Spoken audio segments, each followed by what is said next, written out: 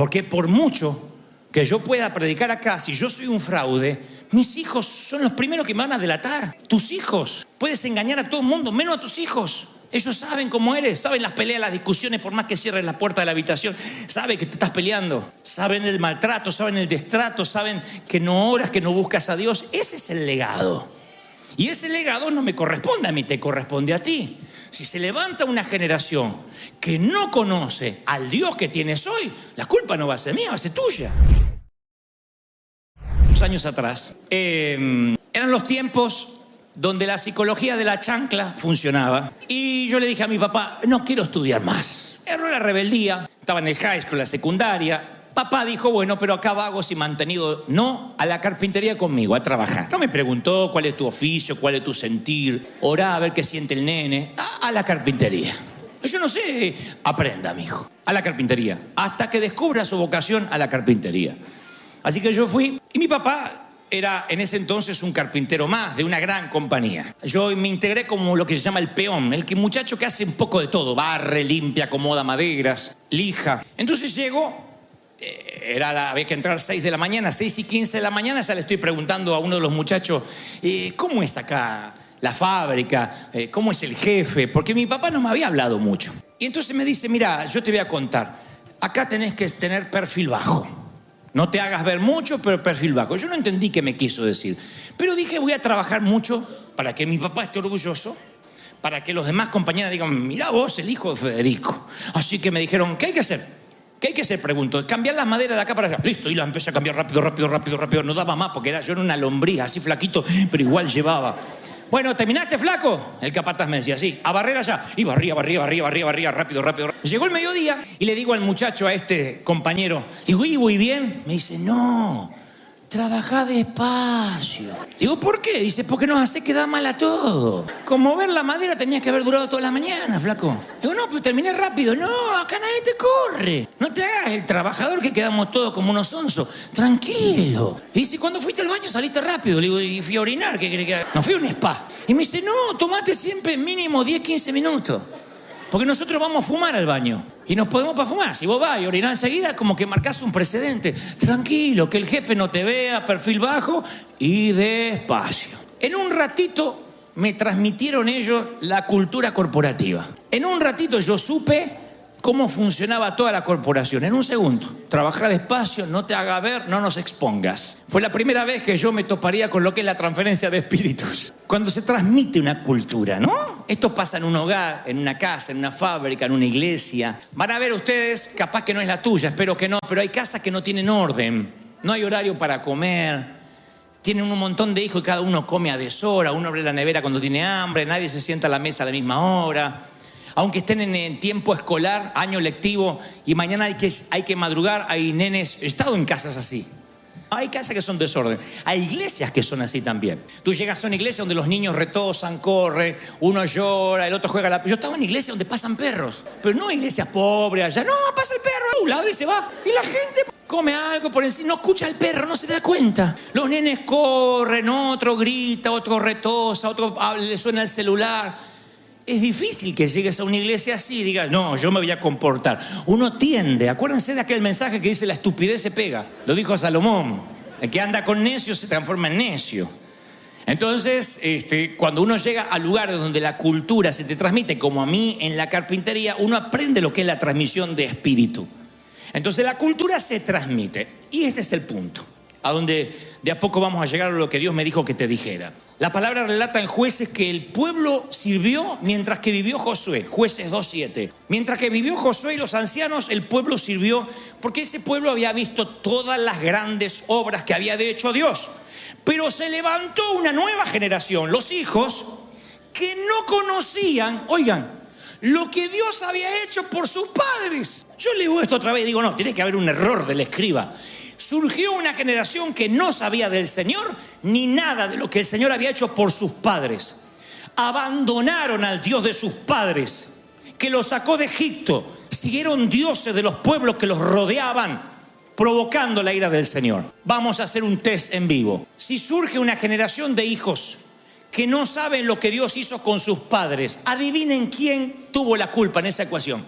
¿Quién? Y claro, El legado de los... Se ve que nunca los padres le quisieron hacer la vida fácil a los hijos y nunca le hablaron de lo que Dios hizo por ellos. Los padres los metieron a sus hijos en una cajita de cristal para que no sufran lo que yo tuve que pasar, y jamás le habló de providencia divina. Es lo que nos puede pasar a nosotros si no le hablamos a nuestros hijos sobre lo que significa diezmar cuando es chiquito. Vas a la escuela dominical, toma, llévate $1. Te regalaron un gift card de 5, tenés que diezmar 50 centavos al Señor. Si no le damos ese legado, ¿qué va a pasar? El legado que van a tener es la miserabilidad.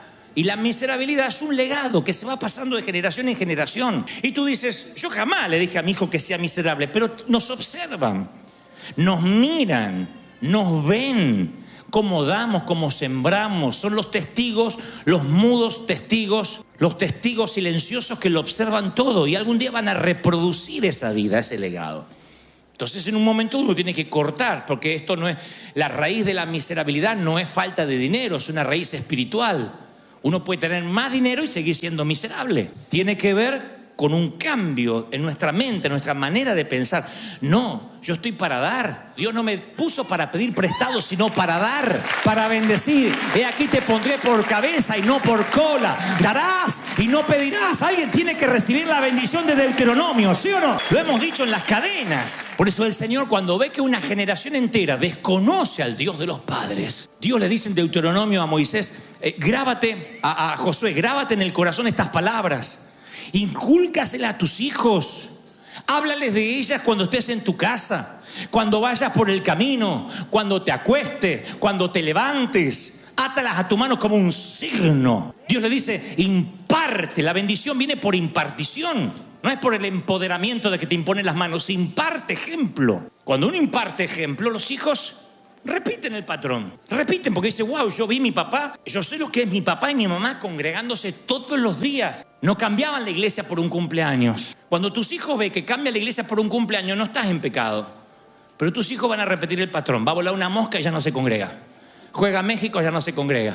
Juega El Salvador, Dios mediante y la Santísima Biblia, ya no se congrega. Entonces esta palabra va para esos papis que intentan educar a la siguiente generación y se encuentran con una cultura diferente a la que han crecido. Porque es muy posible que tú digas, bueno, pero yo tengo valores, pero mi hijo no los quiere escuchar. No, me choco con las rocas de la realidad que no puedo traspasar ese legado. Y eso es un problema, es difícil traspasar un legado. No hablo de herencia, de legado.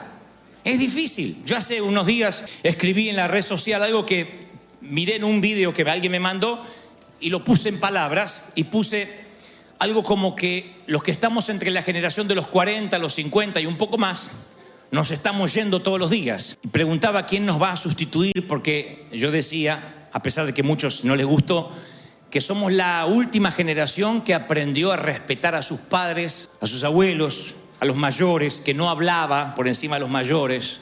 Nosotros no podíamos decir mamá, mientras estaban hablando, porque salías, así como venía mamá, salías sin dientes otra vez. Somos la generación del por favor y el gracias. Si no te lo enseñaron de chico, difícilmente que de grande, a menos que el Espíritu Santo haga una obra, el por favor y el gracias es parte de la cultura, no lo es. Sea que le corresponda darte el que te lo esté dando, el por favor y el gracias nos hace personas más grandes, no nos hace personas pequeñas. ¿Y cómo lo aprendí? Una sola vez. Había una tía Sara, traía unas tortas, unos pasteles de zanahoria, cosas raras. Entonces mamá decía, ¿qué se le dice a la tía? Yo tenía ganas de decirle que la encierre, no la dejen acercarse en la cocina. ¿Qué se le dice a la tía? Y un día estaba loco y no le dije nada. Decí gracias. Y entonces siento que me voló así, porque el viejo tenía mano pesada, eran los dedos así de piedra de los Cuatro Fantásticos. Nunca me pegó de lleno con la mano, sino yo no estoy acá, me hubiese enterrado. Aprendí. Entonces yo decía, somos la generación del gracia, del por favor, y cada vez somos menos. No digo que aprendan de nosotros, pero que aprendan con nosotros. Porque muchos somos de una generación con padres que a lo mejor ni terminaron la primaria, pero nos enseñaban valores, educación. Somos, creo, la última generación elegante, donde nos decían para ir a buscar trabajo, vístase lindo, perfúmese, aunque sea ropita vieja, pero que esté limpia. Así nos mandaban al colegio, impecable. Yo parecía un gato de rico. Nos enseñaron que para buscar trabajo había que dar la cara. Yo a veces me encuentro con gente a las 11 de la mañana y le digo, ¿y no estabas buscando trabajo? Y sí, ya busqué. mandé currículum por internet tempranito. Estoy esperando que me llamen. Nosotros éramos la generación que cuando jugábamos nos embarrábamos nosotros, nos lastimamos la rodilla nosotros, las espinas se nos clavaban a nosotros, los perros nos corrían a nosotros, no al jueguito. Y yo escribía eso en internet y decía, somos la generación que fuimos y seremos una generación extraordinaria como quizás jamás se vuelva a ver. Y me preocupa. No estoy diciendo somos los mejores, digo me preocupa porque veo muchas veces la falta de educación, veo muchas veces el desdén de muchos jóvenes, el desdén para casarse, para hablarle a una persona que dicen amar, para escribir una carta. Cortan relaciones con un emoticón. ¿Hablaste con la chica? Sí, cortamos 8 años de noviazgo. Y le mandé una carita triste. Ya sabe que lo saqué del WhatsApp. Pues es loco. Entonces hay cosas que han mejorado, hay otras que no. Y cuando, hablando en serio, en términos espirituales, cuando se hace esa brecha entre la generación que se está yendo y la generación que viene, ¿sabe lo que puede pasar? Que se vuelva a repetir lo que dice el libro de Jueces. Que se levante una generación que no conozca a Dios. Y esto no tiene que ver con edad, tiene que ver con un modelo de liderazgo, con una manera de liderar. Por eso es importante el relevo, porque si uno no releva y lo hace de la manera en que Dios quiere que lo hagamos, la generación que viene se va a perder, porque nos estamos yendo todo el mundo, no solo los de 50, los de 30 se están yendo. ¿Y qué legado estamos dejando a nuestros hijos de integridad, de valores, cosas que ellos puedan recordar cuando no estemos? Cosas que hayan visto de nuestro carácter, que nuestros hijos puedan decir, en mi caso, bueno, el viejo era igual en casa que cuando predicaba, no le cambiaba la voz y se ponía místico y en casa era un demonio. Porque por mucho que yo pueda predicar acá, si yo soy un fraude, mis hijos son los primeros que me van a delatar. Tus hijos, puedes engañar a todo el mundo, menos a tus hijos. Ellos saben cómo eres, saben las peleas, las discusiones, por más que cierres la puerta de la habitación, saben que te estás peleando, saben el maltrato, saben el destrato, saben que no oras, que no buscas a Dios. Ese es el legado. Y ese legado no me corresponde a mí, te corresponde a ti. Si se levanta una generación que no conoce al Dios que tienes hoy, la culpa no va a ser mía, va a ser tuya. Y mía, en mi casa. Entonces, hay algo que conecta lo que Dios está haciendo contigo con la otra generación. Se llama la generación del medio, la generación X, y ya estaba en la Biblia. No lo había visto, perdonen, tal vez ustedes dicen, yo ya lo vi muchas veces, yo no. Yo lo descubrí ayer sábado, lo había leído, pero no había tenido revelación. Resulta que el patriarca Jacob está en el final de sus días, está cieguito, no ve, está cansado, y José va a repetir un legado familiar que es pedir la bendición a su papá. Pero esta vez no para él, sino para sus hijos. Aprovecha que el abuelo está allí y la imagen de Grandpa es para que ore por su hijo mayor y por su hijo menor. Entonces le dice, papá, le dice José, quiero que ores por mis hijos, y le lleva a Manasés y a Efraín. Manasés es el nieto mayor, que obviamente representa el liderazgo mayor, y Efraín el más chico. Entonces, tradicionalmente, la mano derecha del patriarca se pone sobre el mayor. Porque la mano derecha tipifica, aunque fuera zurdo, la mano tipifica la bendición mayor. Siempre un hombre de Dios, los patriarcas que bendecían, lo hacían con la mano derecha. Y la mano izquierda sobre el nieto menor, sobre Manasés y Efraín. Entonces, Efraín era el más joven. Tradicionalmente, Efraín iba a recibir la mano izquierda. Tradicionalmente, Manasés iba a recibir la mano derecha.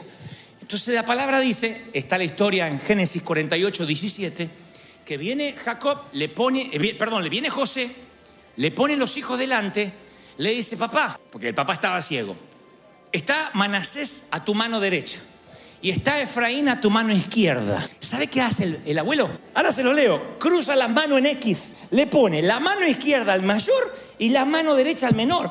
Y José se molestó cuando vio que su padre cruzó las manos y se la levantó para sacarla de la cabeza de Efraín y ponerla en la cabeza de Manasés y viceversa. El viejo lo que hizo es esto. Entonces dice, no, papá, ¿para qué haces eso si el de la derecha es el mayor y el de la izquierda es el menor?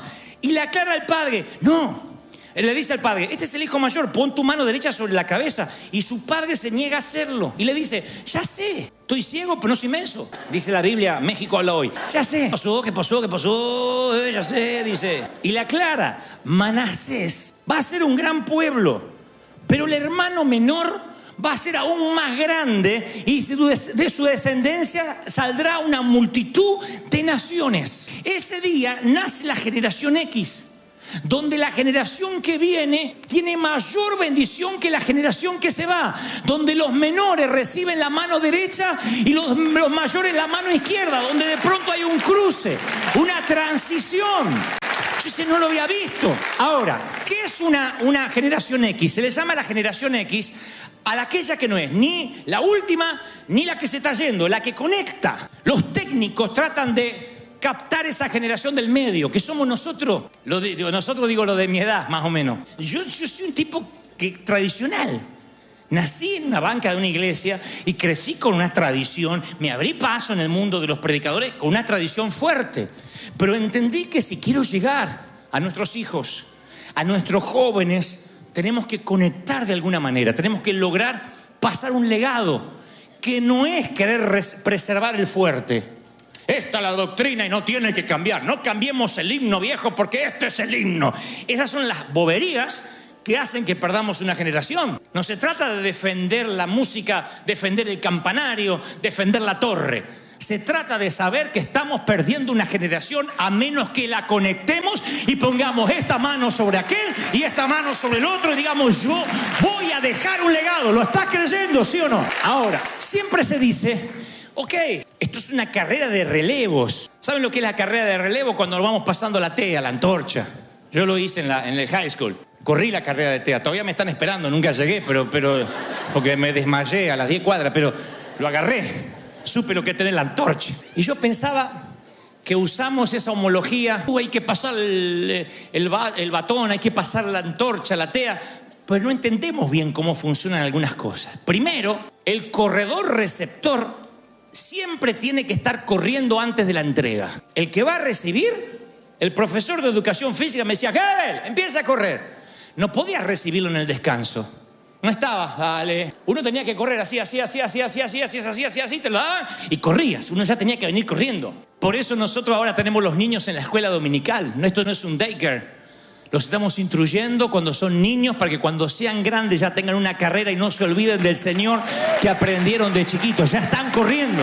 Por eso nuestros jóvenes están involucrados. Porque no esperes tener un manto para correr, una antorcha para empezar a correr. Tú tienes que empezar a correr. Yo me acuerdo que yo servía en la iglesia en lo que podía hacer. Decía, ¿qué puedo hacer? Cargo instrumento, limpio, lustro la guitarra. Yo no esperé que viniera una unción de Elías, que una antorcha se posara en mi mano. Yo empecé a correr. Así que esta palabra va para los que dicen, yo no sé cuál es mi llamado. Hasta tanto se te encienda tu zarza que la mañana te halle corriendo. Haz algo, sirve, sé útil, trata de estar corriendo porque en cualquier momento viene una antorcha con mayor unción sobre tu mano. ¿Sí o no? Así que nunca se entrega un batón o una antorcha en una zona de descanso. Hay que estar preparado para correr sin nada en la mano. Hay que correr como si uno ya lo tuviera. Eso es determinante, empezar a correr. Segundo, y hagan memoria si alguna vez han corrido. El corredor receptor, el que recibe, no mira atrás. No puede estar diciendo así, no puede estar así. Tú pones la mano así, así. Estás corriendo así, corres el último tramo hacia así y te lo ponen en tu mano. O sea que la responsabilidad de pasar la antorcha está en la generación que lo tiene que poner, en lo que tenemos que dar. Es nuestra responsabilidad como padre. No podemos esperar que nuestro hijo lo agarre el Señor, lo traiga ungido a casa y de rodillas nos diga, papi, predícame. No va a pasar. La responsabilidad es nuestra. Nuestros hijos no se van a llenar de Dios por una plática que tengamos cortita mientras que los llevamos al colegio. Porque los dejemos acá arriba durante un par de horas los domingos. Es la responsabilidad de dejar una antorcha en su mano. Nos corresponde a nosotros. De decir, una vez a la semana tenemos que tener un devocional en casa. 10 minutitos, no hay que hacer un estudio bíblico de las bestias del Apocalipsis. 10 minutitos. Te corresponde a ti asegurarte que lo que hay hoy en tu mano le va a llegar a tus hijos y no le corresponde a ellos esa responsabilidad. Me corresponde a mí como padre espiritual poner una antorcha en tu mano. Me corresponde a mí educar, hacer docencia. Me corresponde a mí predicar. Porque el relevo no se hace de un día para otro, es machacar, es enseñar, que la gente digiera. Es asimilación, no consumo. Tienes que asimilarlo. Por eso hay que diezmar. Por eso hay que llegar temprano. Por eso existimos como iglesia. Cuando lo asimilas, no te mueves más. 5 segundos de cielos abiertos a Saulo le bastaron para no enfriarse nunca más. Nunca más van a ver que Pablo se enfriaba, es que me tocó prisión, es que me tocó persecución. Nunca. Una vez que ves la gloria de Dios y asimilas lo que Cristo hizo por ti, te mantiene firme sobre la roca y no te mueve más. ¿Lo estás recibiendo, sí o no? Y tercero, el que entrega la antorcha lo entrega con una mano y el que la recibe lo hace con otra. Por lo general, casi siempre es un cruce de manos. Hay que estar consciente que la generación que viene no va a hacer las cosas como las estamos haciendo nosotros. Es distinto, es diferente. Tenemos que asimilarlos porque si no nos volvemos retrógrados, nos volvemos intransigentes, pacatos, defendiendo a veces un fuerte. Es que esta es la manera. No, hay otras formas, hay otras maneras. Mis hijos tendrán que enfrentar otros gigantes, pero ya no enfrentarán el gigante de tenemos un Dios malo, malhumorado que nos va a fulminar.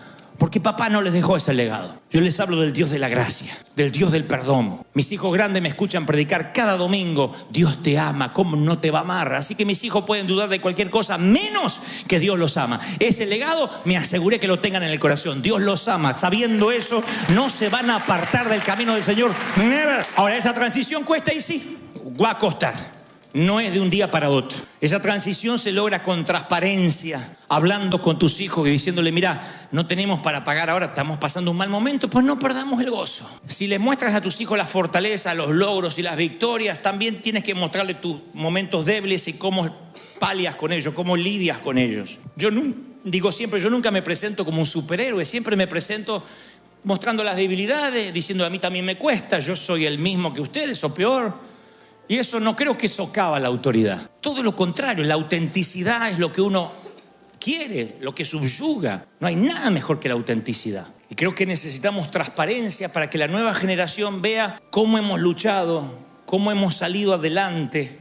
Cuando no hay transparencia se levanta una generación que no conoce al Dios de los padres. Hay que contarle a nuestros hijos cómo hiciste cuando vivías de prestado, cuando tenías 4 trabajos o si todavía lo estás teniendo. Hay que decirle, mira hijo, pero ahí yo me parto el brazo trabajando, ahí estoy todos los días para que no te falte nada y no hay que faltar al servicio y hay que seguir dando al Señor.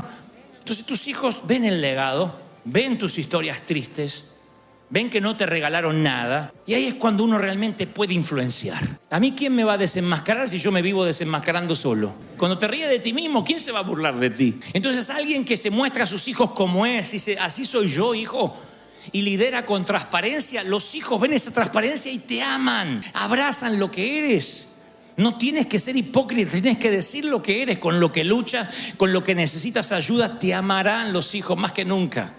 Funciona en el liderazgo, es la manera de pasar en la antorcha, es la manera de producir el relevo. ¿Están conmigo, sí o no? En esta iglesia convergen 5 generaciones, mínimo. Estamos viviendo literalmente los días de Joel. Los días en que los niños profetizarán, los ancianos soñarán, los jóvenes verán visiones. Las generaciones completas. Los niños están orando ahora y sintiendo la presencia del Señor. Los jóvenes están llenos de la gloria de Dios. Estamos recibiendo palabras. Alguien tiene que decir, este es el avivamiento de la calle. ¡Aleluya! Gracias por llegar hasta el final. Si esta palabra tocó tu corazón, te animo a seguir escuchando lo que Dios tiene preparado para ti en los siguientes videos. The truth is endless, so wide, so far, but somehow I'm still lost in you.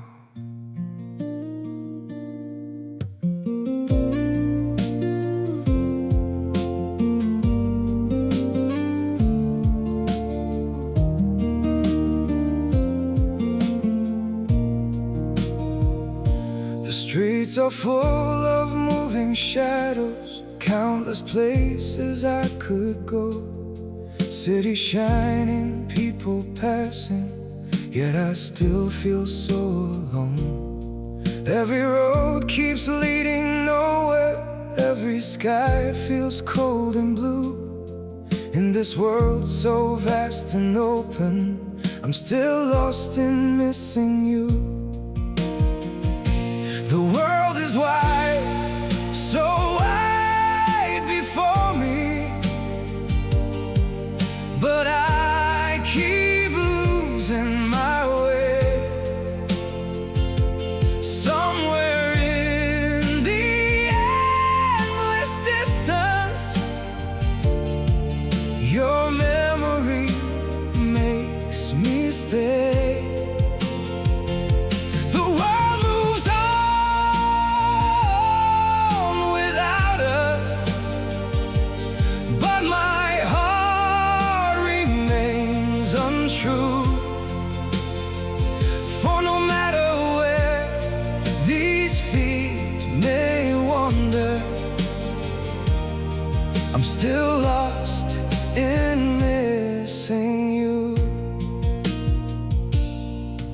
I have tried to outrun silence, tried to leave your ghost behind, but your name still echoes softly through the corners of my mind.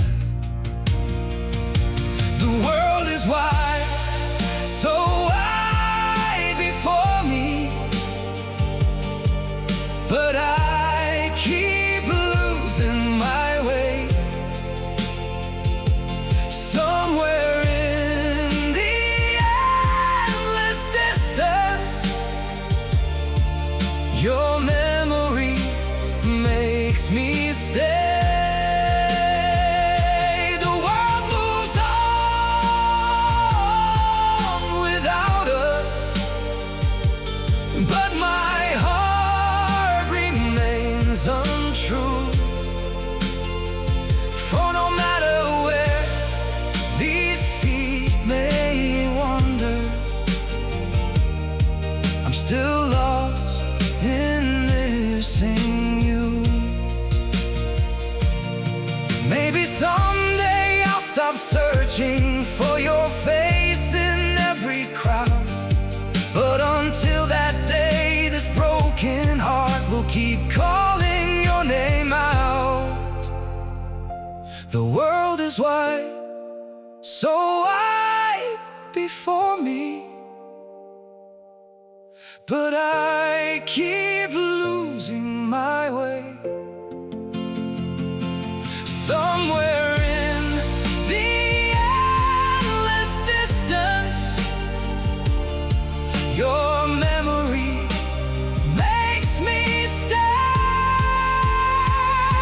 The world moves on without us, but my heart remains untrue. For no matter where these feet may wander, I'm still lost in missing